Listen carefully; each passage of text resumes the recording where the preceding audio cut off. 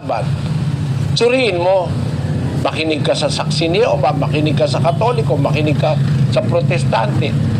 Tapos, huwag mong kalimutan, makinig ka rin sa akin. No?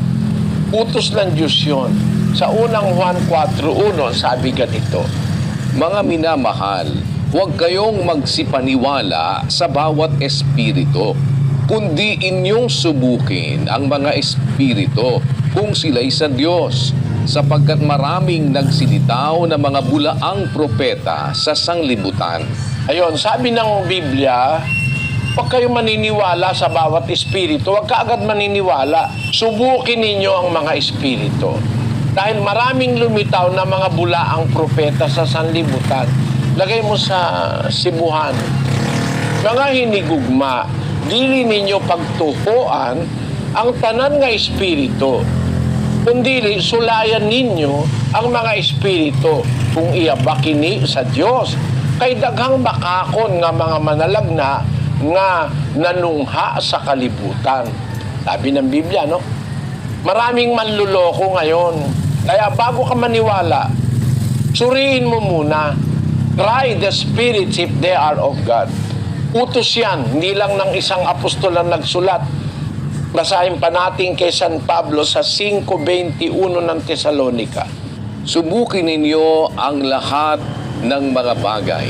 Ingatan ninyo ang mabuti. Layuan ninyo ang bawat anyo ng masama. Maliwanag, ano kapatid?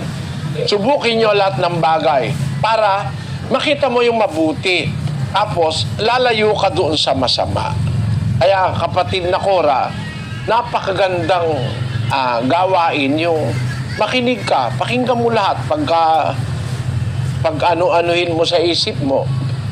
Pagka pare-parehuhin mo, kumpara-kumpara mo, sino ba nagsasabi ng totoo? Basahin natin ang 7 ng Ecclesiastes 27.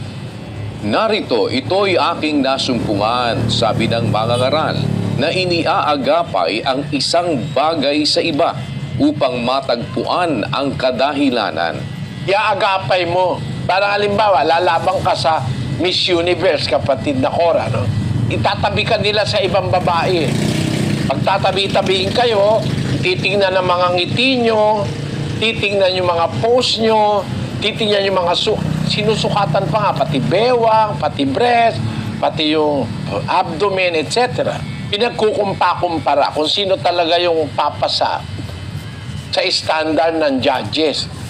Yun ang tatanghaling Miss Universe. Kagaya ni Pia, kababayan natin. Nung araw, si Gloria Diaz. Tapos, si Margarita Moran, Pilipina rin yan. Naging Miss Universe din yan. Ngayon, meron tayong bagong Miss Universe noong 2018. Si Catriona Gray. Miss Universe din. Yan, bago tinanghal na Miss Universe, pinagtabi-tabi muna sila. Yan, mas maganda yan, puro maganda. Ang mga relihiyon ngayon, pag pinatabi-tabi mo, ang papangit nung iba lukuhan dayaan. May mga relihiyon na kampi-kampi, ang papangit Pero kahit na pangit, kasi naman ako pangit din naman ang itsura ko pero yung aral ko sa Biblia yon. Hindi pangit yon. Binabasa ko sa Biblia yon. Ngayon kung ang pag-uusapan natin, aral, pagtabi-tabihin mo yung aral. Huwag mong pansinin yung paninira. Ang pansinin mo yung aral nila. Tama ba na si Kristo tao lang? Pagkukumpa-kumparahin mo yung aral para makita mo totoo. Kaya doon sa tanong mo, diba, inimbitahan ka namin, punta ka, kapatid. At maligaya kami pag naimbitahan ka namin. Inimbitahan ka nila at punta ka rin sa kanila. Pagkumparahin mo yung maririnig mo, doon ka makakarating sa pagsusuri. Okay ba yun sa'yo, kapatid na Cora? Brother, maliwanag po. Salamat sa Diyos. Salamat. Pagpalain ka nawa ng Panginoon, kapatid. Salamat po at salamat sa Panginoon. Meron naman tayong mga panauhin din sa General Santos City kasama ni kapatid na Jerry Cabanyero. Tuloy po kayo dyan sa General Santos City. Kapatid na Eli, kapatid Sige, na Daniel, sa dako po ng General Santos City, narito po ating panauhin, si kapatid na Eli Alamin. Ano po ang kanyang tanong? Good evening, Brother Daniel, Brother Eli. Good evening. I hope you're good health always. Napakaganda ng mga aral mo sa sanlibutan at isa na ako doon na nakasubaybay sa mga aral mo. Ngayon, mayroon lang akong konting clarification sa nabasa ko rin at sa mga aral mo. Ganito yon. Nung ang Diyos nakipagsalita sa kanyang mga anak doon sa Israel sa pamamagitan ni Moses, may aral doon na hindi talaga yun siya ang Diyos. Yun sa papangitan ng mga anghel. Yun ay nakikita doon sa New Testament ata yun, na yung mga salita ng Diyos sa Old Testament sa pamamagitan sa kay Moses, yun ay dinadala ng mga anghel. Sa makatuwid, hindi narinig talaga ang salita ng Diyos doon sa Old Testament. Ngayon, dito naman tayo sa New Testament, nang si Kristo ay binanyagan o nabaptized, mayroong tinig doon sa langit na, "This is my beloved Son, in whom I am well pleased." Sa makatuwid, siguro yung sumalita doon sa New Testament, anghel din yon. Yun ang gusto ko sanang mabigyan ng konting paliwanag sa mga aral mo, Brother Eli. At sa Alam mo kapatid na Eli, perfect yung question mo na yan. Gustong gusto ko yan. Ibig sabihin talaga nag-iisip ka, no? Pero kapatid, papauna ko na sa'yo. Hindi anghel yung nagsalita sa Bagong Tipan. Yung salita na yon, narinig yon ng apat. Si Santiago, si Juan, at si Pedro. Tatlo sila. At sa isang pagkakataon, narinig yon ni Juan Bautista nung bininyagan niya ang Panginoong Jesus. Ang sabi ni Pedro, talagang yung Ama ang nagsasalita ron, hindi anghel. Basahin natin ang 2 Pedro, Kapitulo 1, versikulo 17. Sapagkat siya'y tumanggap sa Diyos Ama ng karangalan at kaluwalhatian nang dumating sa Kanya ang isang tinig mula sa marangal na kaluwalhatian. Ito ang sinisinta kong anak na siya kong kinalulugdan. At ang tinig na ito ay aming narinig na nanggaling sa langit nang kami ay kasama niya sa banal na bundok.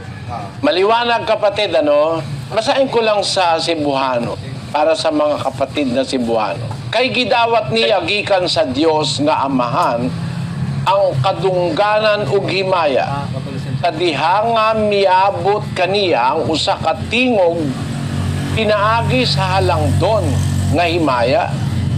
Kini mao ang akong anak nga hinigugma nga kaniya ako adunay kalipay. Ug ingbatian namo kini nga tingog gikan sa langit. Sa didto kami uban kaniya sa bukid nga balaan. Sabi ni Pedro, narinig namin ang tinig na ito na mula sa langit. Hindi lang si Juan, si Pedro at saka si Santiago nakarinig.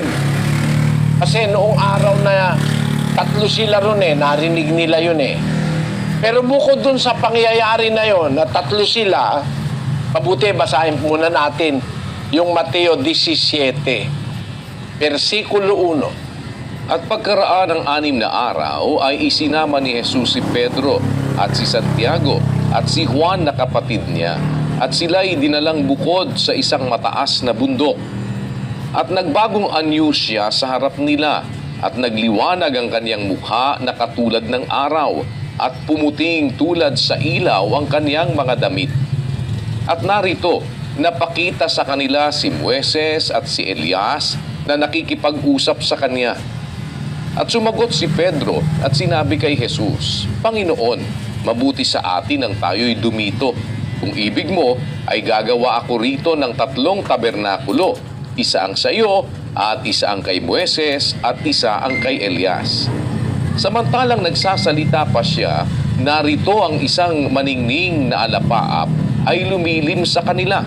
At narito ang isang tinig na mula sa alapaap na nagsasabi, ito ang sinisinta kong anak na siya kong kinalulugdan, siya ang inyong pakinggan.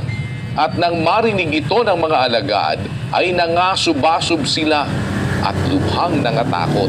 Mga kapatid, pag ang anghel ang nagsasalita, hindi nasusubasub ang tao. Nagsalita ang anghel kay Moises, hindi nasubasub si Moises. Nagsalita siya kay Gideon, hindi nasubasub si Gideon. Nagsalita siya kay Solomon, yung anghel, hindi nasubasub. Pero ito, yung 3 apostol, nasubasub lahat. Narinig nila mula sa langit. Ang katunayang hindi ito salita ng anghel, kapatid, kasi yun ang punto ni kapatid na Eli. Hindi ito salita ng anghel. Uulitin ko sa iyo ang 17:5. Samantalang nagsasalita pa si Pedro, siya, narito ang isang maningning na alapaap ay lumilim sa kanila at narito ang isang tinig na mula sa alapaap na nagsasabi, ito ang sinisinta kong anak na siya kong kinalulugdan, siya inyong pakinggan. Yung phrase o yung sentence, ito ang sinisinta kong anak na siya kong kinalulugdan, walang pwedeng magsalita nun. Hindi pwedeng sabihin ng anghel yun. Ang ama lang ang may karapatang magsabi nun. San Pablo ang may sabi niyan, Hebreo 1:5. Sapagkat kanino nga sa mga anghel sinabi niya kailanman, ikaw ay aking anak, ikaw ay aking ipinanganak ngayon. At muli, ako'y magiging kaniyang ama at siya'y magiging aking anak. Ayon, kanino sa mga anghel sinabi niya kailanman, ikaw ay aking anak? Wala nga siyang pinagsabihang anghel nun na ikaw ay aking anak sino nagsasalita? Di yung ama. At hindi niya yung sinabi kanino mang anghel. Kanino niya yung sinabi? Di kay Kristo. Kaya nung nagsabi siya, ito aking anak, siya mismo ang nagsasabi, hindi ang anghel. Nakita mo yon kapatid na Eli? Siya mismo ang nagsasabi noon, hindi ang anghel. You got the point? Nakuha ang point. Salamat. Maganda pa kasagot, Madele. Okay. Salamat sa Diyos, kapatid. Sa Diyos ang kapurihan para sa bagay na yan. Kasi, hindi niya sasabihin, hindi pwedeng ang anghel ang magsabi nun Walang ibang magsasabi nun kundi ang ama. At walang ibang pinagsabihan nun kundi yung anak. Gusto mo, bibigyan pa kita ng isang talata. 5:4, 5 ng Hebreo. At sino man ay hindi tumatanggap sa kanyang sarili ng karangalang ito, liban na kung tawagin siya ng Diyos na gaya ni Aaron. Gayon din si Kristo man ay hindi nagmapuri sa kanyang sarili upang maging dakilang saserdote, kundi yaong sa kanya ay nagsabi, ikaw ay aking anak, ikaw ay aking naging anak ngayon. Yun, maliwanag, Hindi nagmapuri si Kristo sa ganang kanyang sarili upang maging dakila siyang saserdote, kundi yaong